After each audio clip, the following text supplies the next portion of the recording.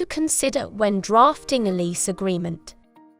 A lease is basically where a landlord agrees to rent out his property to a tenant for a fixed period of time. A lease agreement is therefore a contract that governs this relationship, that outlines the terms and conditions of the rental property. In Uganda, the majority of the population actually lease properties, however tend to leave this part out while dealing with the property. Most landlords and tenants seal the deal with a handshake and move on. However, certain misunderstandings will eventually arise between the two parties that could have been ironed out by signing a lease agreement. Like most contracts, a lease agreement must be precise to avoid misinterpretations and misunderstandings. Therefore, certain key terms and clauses must be considered while drafting. These include some of the following: names of the parties. This seems like such an obvious and trivial thing, however, it is quite imperative that you get the names right. For one, it is not a valid contract if the names are missing or wrong. Secondly, the contract will be hard to implement if the parties are not properly indicated. More still, in this era of fraud and misrepresentation, identifying the parties in the contract will help to deal with this issue. Rent amount.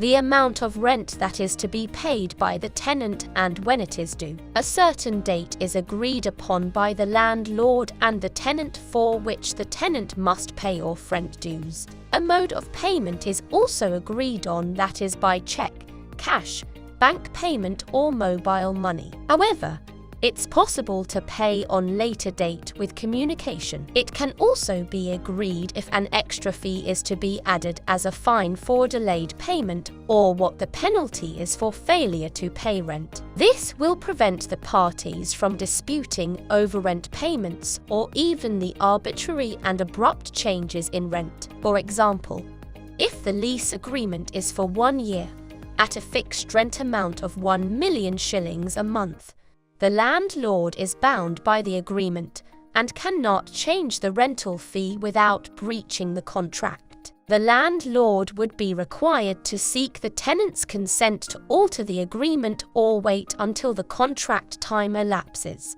Term of the lease. The length of time that the tenant is renting the property. The time period that the tenant is to settle in the house, apartment or home is agreed upon. This is not usual in Uganda though, because most people are unaware as to how long they will stay in a property, which makes it difficult to outline a term. But to solve this, one can make it renewable after a specific time frame like 6 months or a year. Security deposit. The amount of money paid by the tenant to the landlord as a security deposit. This is usually an amount payable to the landlord as an emergency fund to cover such things as unpaid rent or damages made to the property, and is subject to be returned at the end of the tenancy.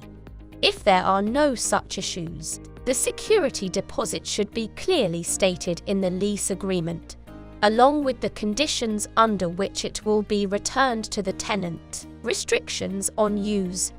Any restrictions on the use of the property, such as restrictions on pets, smoking, or the number of occupants. Different landlords tolerate different things. Some restrictions can also be discussed and changed in special cases like health-related ones. Maintenance and repairs.